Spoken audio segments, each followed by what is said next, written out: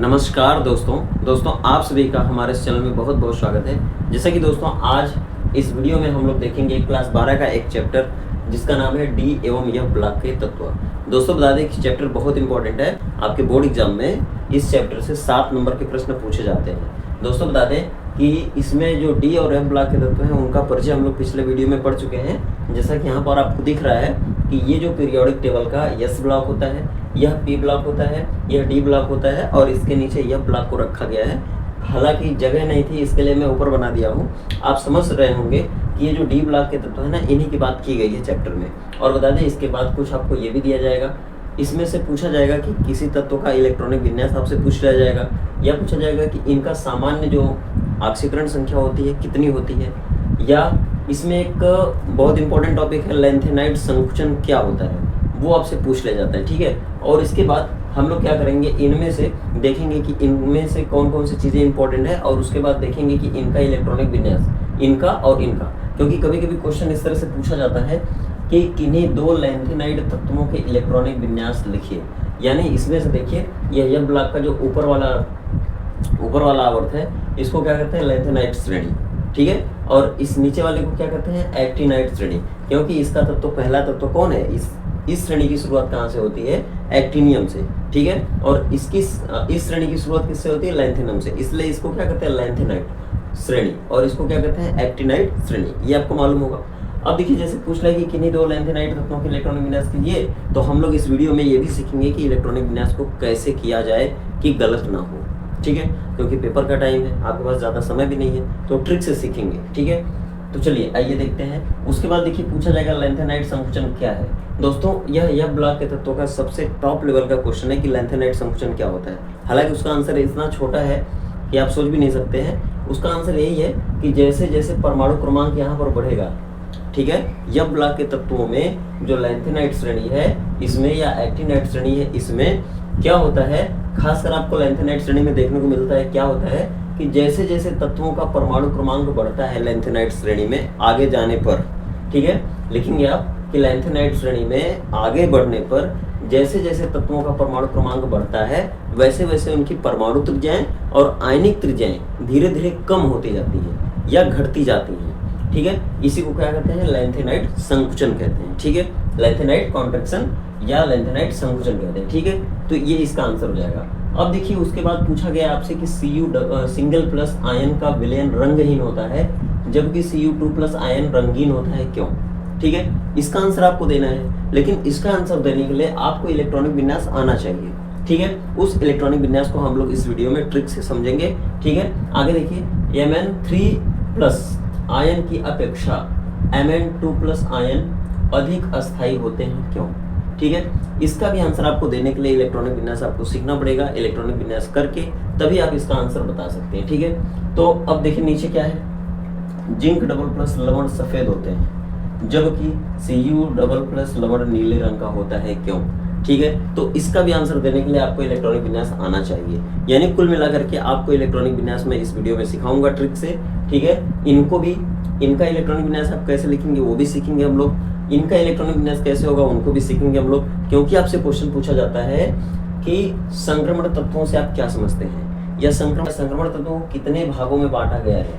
ठीक है, देखिए सबसे पहले आंसर सुन लीजिए कि संक्रमण तत्व किसे कहते हैं या डी ब्लॉक के तत्व किसे कहते हैं। दोस्तों बता दें कि वे सभी तत्व जिनके बाह्यतम कोश का अंतिम इलेक्ट्रॉनिक विन्यास NS1 से लेकर 2 तक और N-1 D में 1 से लेकर 10 तक होता है, उसे हम क्या कहते हैं, डी ब्लॉक के तत्व या संक्रमण तत्व कहते हैं। या आप अथवा करके दूसरी परिभाषा दे सकते हैं कि वे सभी तत्व जिनके बाह्यतम कोश का अंतिम इलेक्ट्रॉन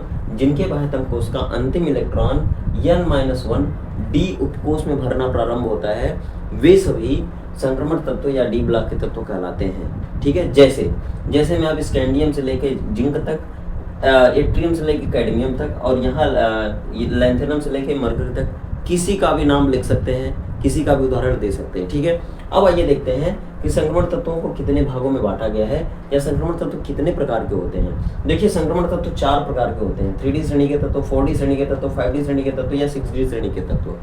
इनका दूसरा नाम होता है प्रथम संक्रमण श्रेणी के तत्व, प्रथम श्रेणी नहीं, प्रथम संक्रमण श्रेणी के तत्व। उसी तरह से यहाँ 4 प्रकार का होता है, ठीक है। अब देखिए, अगर आपसे पूछा गया कि 3D श्रेणी के तत्वों का सामान्य इलेक्ट्रॉनिक विन्यास लिखिए, तब आप क्या करेंगे?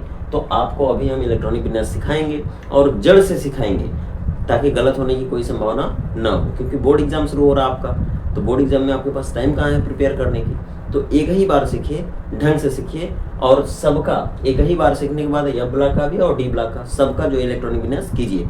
मैं ये नहीं कह रहा हूँ कि आपको इलेक्ट्रॉनिक विन्यास नहीं आता है, आप पहले भी किए हैं, लेकिन पहले आप 30 तक के तत्वों का इलेक्ट्रॉनिक विन्यास किए हैं। लेकिन यहाँ पर देखिए 79, 80, 47, 48, मतलब ऐसे परमाणु क्रमांक वाले तत्वों का भी आपको इलेक्ट्रॉनिक विन्यास करना पड़ेगा यहाँ पर, ठीक है। उसके बाद यहाँ पर जो घेरे गए ना, ये अपवाद है। कॉपर, क्रोमियम अपवाद है। ये देखिए Nb, MO, Ag, Au, Pt, ठीक है, ये सभी अपवाद है। यानी इनका इलेक्ट्रॉनिक विन्यास जब आप करेंगे तो अंत में घटबड़ नियम लगाते हैं, ठीक है।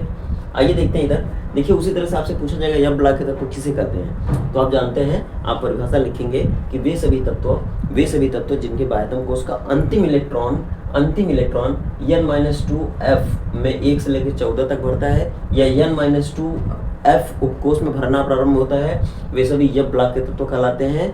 या फिर वे सभी तत्व जिनके बाह्यतम कोश का अंतिम इलेक्ट्रॉनिक विन्यास इतना, इतना और इतना एक साथ लिखेंगे होता है, वे सभी क्या कहलाते हैं? एफ ब्लॉक के तत्व कहलाते हैं। एफ ब्लॉक के तत्वों को कितने भागों में बांटा गया है? 2 भागों में बांटा गया है, लैंथेनाइड श्रेणी में और एक्टिनाइड श्रेणी में। लैंथेनाइड श्रेणी में लैंथेनम से लेके ल्यूटिशियम तक होता है, यानी कि यहाँ लैंथेनम से शुरुआत होती है, मतलब सीरियम से लेके यलियू तक होता है, 71 तक होता है, ठीक है। एक्टिनाइड श्रेणी में कहाँ से शुरुआत होती है? एक्टिनियम से शुरुआत होती है, और थोरियम से लेकर के लॉरेंशियम यानी 103 तक के तत्वों को इसमें रखा गया है, ठीक है। अब आपसे पूछा जा सकता है कि इनमें से किसी एक का इलेक्ट्रॉनिक विन्यास बताइए, या जैसे यहाँ पे क्वेश्चन है कि इन्हीं 2 लैंथेनाइड तत्वों के इलेक्ट्रॉनिक विन्यास लिखिए। अब आपको यहाँ पे 2 क्वेश्चन आपको बताना है। देखिए किन्हीं 2 लैंथेनाइड तत्वों, अब आपको अगर याद नहीं है तब तो गड़बड़ हो जाएगा, यानी यहाँ पर आपको ये श्रेणी याद भी होनी चाहिए, या इस श्रेणी के अंदर जो तत्व हैं उनको आपको याद होना चाहिए, ठीक है। तो आइए देखते हैं कैसे याद करेंगे इसको। सिप्रानाइडो पैंट संभालो, सिप्रानाइडो पैंट संभालो, इसमें गुड़िया टाइप दिखती हो, अरे तुम ये भी लो, ठीक है। कोई बुरा नहीं मानेगा, ये केवल ट्रिक है और ये समझाने के लिए आपको है, ठीक है। कोई अपने पर नहीं लेगा, कोई बुरा नहीं मानेगा, ठीक है। देखिए सिप्रानाइडो पैंट संभालो, इसमें गुड़िया टाइप दिखती हो, अरे तुम ये भी लो। और इसमें देखिए मैं बता दूं आपको कि इसमें अपवाद कौन कौन से हैं। तो इधर से इनको छोड़ करके 7वां गिन लीजिए, 7वां, और फिर इधर से इनको छोड़ के 14वां गिन लीजिए, यानी एकदम ठीक बीच वाला और ये एकदम लास्ट वाला, यही दोनों अपवाद हैं। यानी इनका इलेक्ट्रॉनिक विन्यास जब करेंगे तो थोड़ा सा संभल के करेंगे और लास्ट में घटबड़ नियम लगा देंगे तो ये आपका इलेक्ट्रॉनिक विन्यास हो जाएगा। अब हम लोग देखेंगे तुरंत कि इलेक्ट्रॉनिक विन्यास कैसे करना है, ठीक है। आइए देखते हैं इलेक्ट्रॉनिक विन्यास कैसे करना है, ठीक है। तो दोस्तों अब हम लोग इलेक्ट्रॉनिक विन्यास सीखेंगे, ठीक है। इलेक्ट्रॉनिक विन्यास सबको आता है, लेकिन आज एक बार मेरी विधि को जान लीजिए और 1-2 बार प्रैक्टिस कर लीजिएगा, ठीक है, रफ करके, और उसके बाद दिमाग में बैठा लीजिएगा जैसे हो रहा वैसे अगर करेंगे तो इनका इलेक्ट्रॉनिक विन्यास करने में कोई आपको दिक्कत नहीं होगी, ठीक है। आइए उसके बाद भी मैं एक और भी शॉर्टकट तरीका बताऊंगा लास्ट में, ठीक है। तो वीडियो को पूरा देखिए, ध्यान से देखिएगा, ठीक है। आइए देखते हैं। देखिए सबसे पहले एक का एक बार मैं आपको थोड़ा सा बता दूं बैक हिस्ट्री में। देखिए एक जो होता है ना के, पहला कोष के होता है, दूसरा एल, तीसरा एम, चौथा एन, फिर 5वां NOPQR, इस तरह से, ठीक है। और इसमें बताते हैं कि 2 इलेक्ट्रॉन जाता है, इसमें 8, इसमें 18, इसमें 32, इसमें 32, इसमें 18, इसमें 8 और इसमें 2, ठीक है। उसी तरह से इसमें ये पहला कोष है ना, तो पहले में यस और पी, मतलब पी नहीं, पहले में एक ही उपकोष होता है, ये कोष कहे जाते हैं KLMN, ठीक है, KLMNOPQR, ठीक है, ये कोष कहे जाते हैं। और पहले कोष में ना केवल एक ही उपकोष होता है 1s, दूसरे कोष में 2 उपकोष होता है, 2 का S 2 का P, तीसरे में होता है 3 का S 3 का P 3 का D, उसी तरह से चौथे में 4 बार, 5वें में 5 बार नहीं, पहले में मतलब एक में एक उपकोष, दूसरे कोष में 2 उपकोष, तीसरे उपकोष में 3 उपकोष, तीसरे कोष में 3 उपकोष, चौथे कोष में 4 उपकोष, 5वें कोष में 5 उपकोष नहीं 4 उपकोष। घटेगा जैसे पहले बढ़ेगा फिर घटेगा। आइए देखते हैं, इनको समझेंगे तो आपको आ जाएगा। देखिए पहले में एक ही उपकोष, पहले का यस, दूसरे में 2 उपकोष, 2 उपकोष, तीसरे में 3 उपकोष, 3p 3d, 1 2 3, तीसरे में 3 हो गया। और चौथे में कई बार, चौथे में 4 बार, पांचवें में घटिए धीरे धीरे, 5p 5d और 5f। अब घटिए धीरे धीरे, छठवें का s, छठवें का p, छठवें का d, सातवें का s, सातवें का p, आठवें का s। यानी एक में एक बार, दो में दो बार, एक में एक बार, दो में दो बार, तीन में तीन बार, चार में चार बार, और पांचवें में 4 बार, छठवें में 3 बार, सातवें में 2 बार और आठवें में 1 बार। अब इनको ऐसे स्केल लीजिए और ऐसे करके तिरछा काटिए, और ऐसा काटिए कि एक बार इस तरह कट जाए, एक बार इस तरह, फिर 2 बार एक एक कटेगा, 2 बार दो दो कटेगा। मतलब देखिए यह इलेक्ट्रॉनिक विन्यास का सबसे रामबाण ट्रिक है।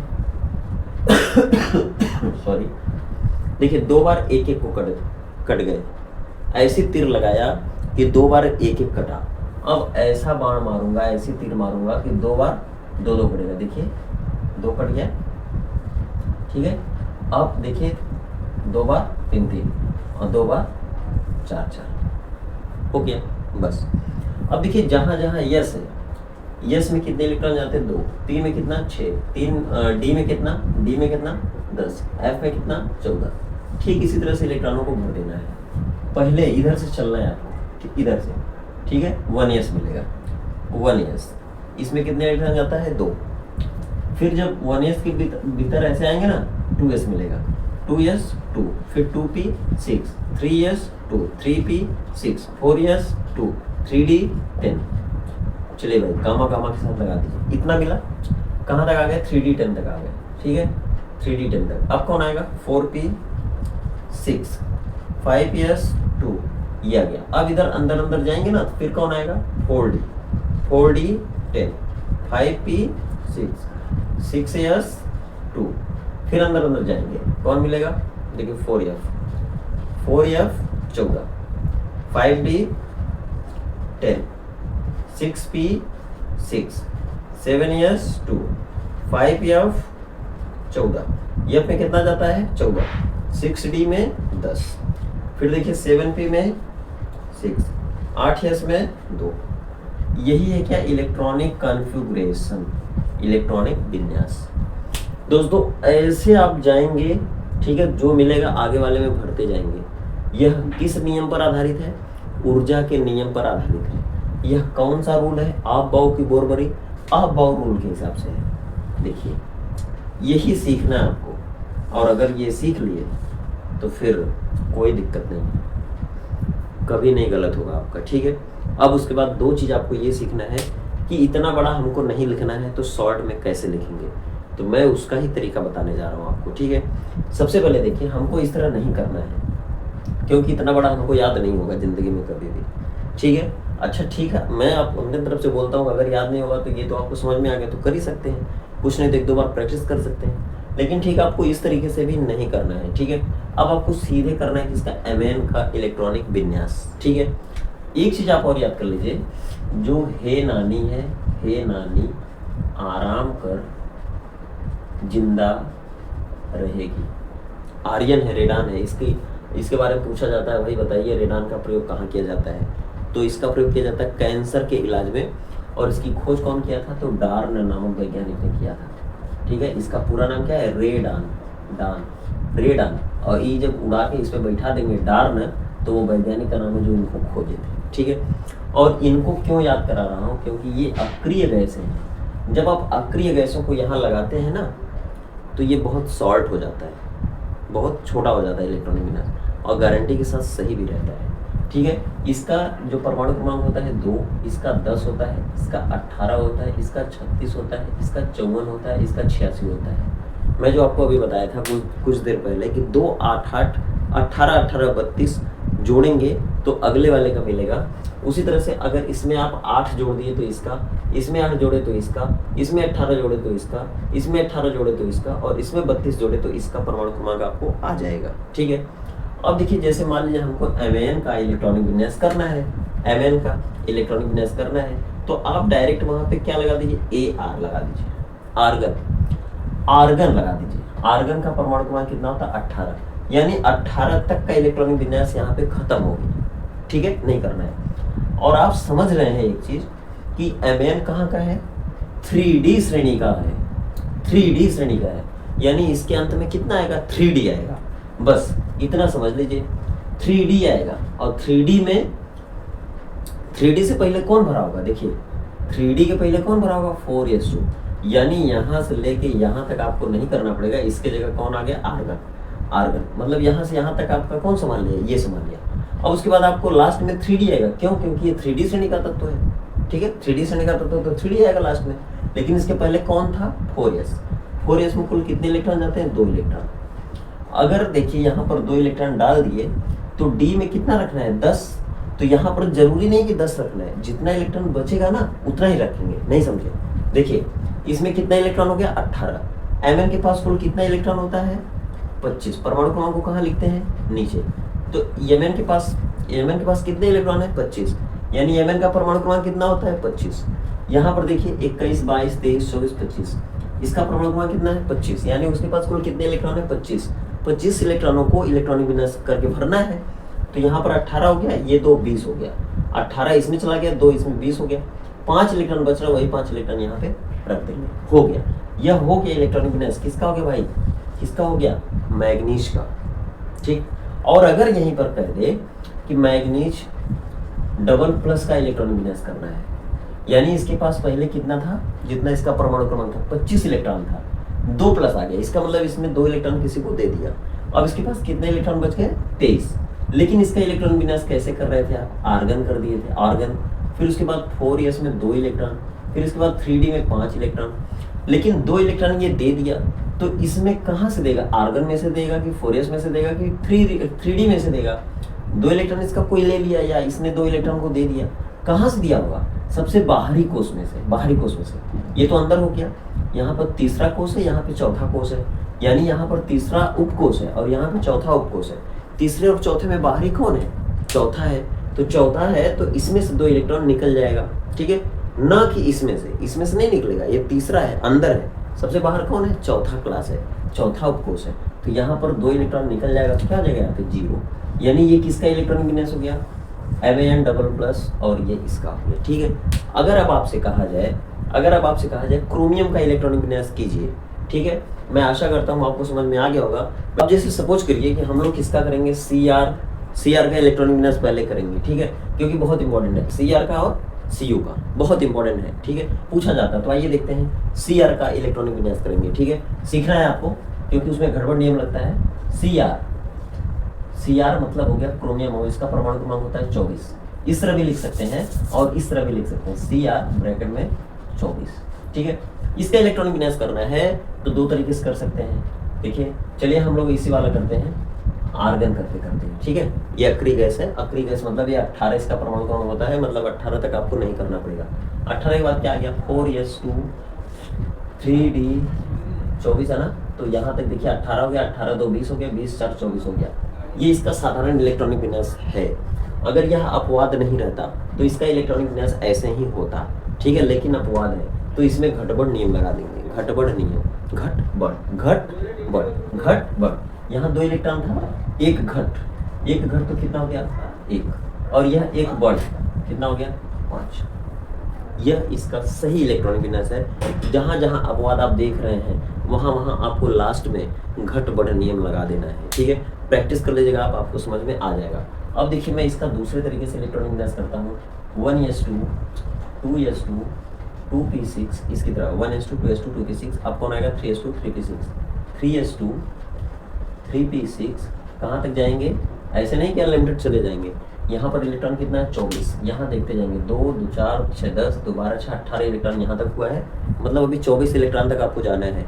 जहाँ 24 इलेक्ट्रॉन खत्म हो गया वहीं आपका इलेक्ट्रॉनिक विन्यास रुक जाएगा, वही इसका इलेक्ट्रॉनिक विन्यास हो जाएगा। देखिए 3p तक गया, 3p तक गया, आपको आएगा 4s2 तक जाऊँगा, ठीक है। अभी कितना हो गया, 2 2 4 6 10 2 12 6 18 2 20 इलेक्ट्रॉन हुआ, अभी 4 इलेक्ट्रॉन बचा है, उसको डाल देंगे कहाँ, 3d 4, यानी कौन आएगा 4s के बाद, 4s के बाद 3d आएगा, हो गया। अब देखिए यहाँ पर अंत का दोनों उठाइए और इसमें घट कर दीजिए और इसमें बढ़ कर दीजिए, ये हो गया घट बढ़ नियम, ठीक है। यह भी इसका इलेक्ट्रॉनिक विन्यास सही है। इसी तरह से जैसे मान लीजिए कॉपर का आपको इलेक्ट्रॉनिक विन्यास करना है, कॉपर का, ठीक है, कॉपर का अगर इलेक्ट्रॉनिक विन्यास करना है तो कॉपर का होता है 29, ये भी अपवाद है, इसमें भी क्या लगता है, घटबढ़ नियम लगता है, ठीक है।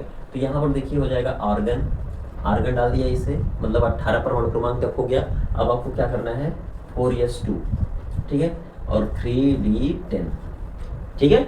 कितना हो गया यहाँ पर 18 तक हो गया, 2 इलेक्ट्रॉन और हो गया 20 हो गया, 18 2 20, 20 और 10 30, और यहाँ पर कॉपर का कितना है 29, तो यहाँ कितना होना चाहिए, ये 30 हो रहा है, यहाँ पे कितना कर देंगे 9, ठीक है। अब देखिए अगर यह साधारण तत्व होता तब इसका इलेक्ट्रॉन बैलेंस इतना सही होता, लेकिन आपको ध्यान देना है कि ये जो है कॉपर क्या होता है अपवाद होता है, तब यहाँ पे घट बढ़ नियम लगा देंगे, यह घट और यह बढ़, यानी ये 9 था तो ये बढ़ के कितना हो जाएगा 10 हो जाएगा, ठीक है 10 हो जाएगा, यानी यह क्या हो गया सही इलेक्ट्रॉनिक विन्यास है, ठीक है। तो इसको स्टार से दिखाते हैं यानी ये अपवाद है, इसको भी स्टार से दिखाते हैं यानी ये अपवाद है। और इनको आप याद कैसे करेंगे कि अपवाद कौन है, तो कुक्कुर और सियार, ठीक है।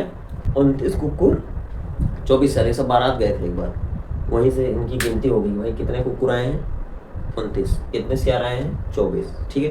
यानी 24 सियार का नंबर होता है, परमाणु क्रमांक होता है, और 29 इसका होता है। अब आइए हम लोग अपने क्वेश्चन को सॉल्व करेंगे। देखिए Cu सिंगल प्लस आयन का विलयन रंगहीन होता है, ठीक है। 1 मिनट मैं आपको यहाँ पर मिटा देता हूँ, थोड़ा जगह हो जाएगी, ठीक है। इनको मिटा करके हम लोग समझने की कोशिश करेंगे, ठीक है। आइए देखते हैं अपने सवालों का उत्तर, सवाल कैसे कैसे सॉल्व होगा, क्या रीजन है उस अलग अलग सवालों में, क्या रीजन है, ठीक है। उन सब सवालों को सॉल्व करेंगे और रीजन को समझेंगे, ठीक है। सवालों को सॉल्व करेंगे और रीजन को समझेंगे, उनके पीछे क्या कारण है। सबसे पहला देखिए क्वेश्चन का आंसर, ठीक है। Cu प्लस आयन का विलयन रंगहीन होता है, ठीक है। तो मतलब हमको Cu प्लस का करना है क्या इलेक्ट्रॉनिक विन्यास। अब आप जान रहे हैं यहाँ पर कितना होता था 29 होता था, ठीक है। कॉपर का 29 होता था, यहाँ सिंगल प्लस आ गया, क्या आएगा यहाँ पे देखिए आर्गन हो गया, फिर उसके बाद 4s1 आ गया, फिर 3d10 होता है, यही होता है। लेकिन यहाँ पर 1 प्लस है, 1 प्लस है यानी यहाँ कितना हो जाएगा, 1 इलेक्ट्रॉन निकल गया, यहाँ से क्या हो गया 0 हो गया। कब, जब यहाँ 1 प्लस आया तब। यहाँ पर 1 इलेक्ट्रॉन क्यों निकला, क्यों 0 हुआ, क्योंकि यहाँ पर 1 इलेक्ट्रॉन दे दिया। इसका मतलब क्या है कि 1 इलेक्ट्रॉन ये निकाल दिया है, ठीक है। इसके लिए यहाँ से इलेक्ट्रॉन निकल गया तो क्या हो गया 0, यानी इसको आप लिखें चाहे मत लिखें, कोई दिक्कत नहीं है। 3d10, अब देखिए ये डी जो उपकोष होता है ना, डी उपकोष में 10 इलेक्ट्रॉन जाता है तो कहाँ जाता है, यानी इस डी उपकोष में ना कक्षक होता है इस तरह से, डी कक्षक। और डी कक्षक में कितने कक्षक होते हैं 1 2 3 4 5, ठीक है। और ये 10 इलेक्ट्रॉन को यहाँ भर दिया जाता है, 1 2 3 4 5 6 7 8 9 10, यानी यहाँ पर क्या है सभी इलेक्ट्रॉन क्या है युग्मित है, यानी अकेला इलेक्ट्रॉन कोई नहीं है। अकेले इलेक्ट्रॉन को कहते हैं अयुग्मित, यानी अयुग्मित इलेक्ट्रॉनों की संख्या को n से दिखाते हैं।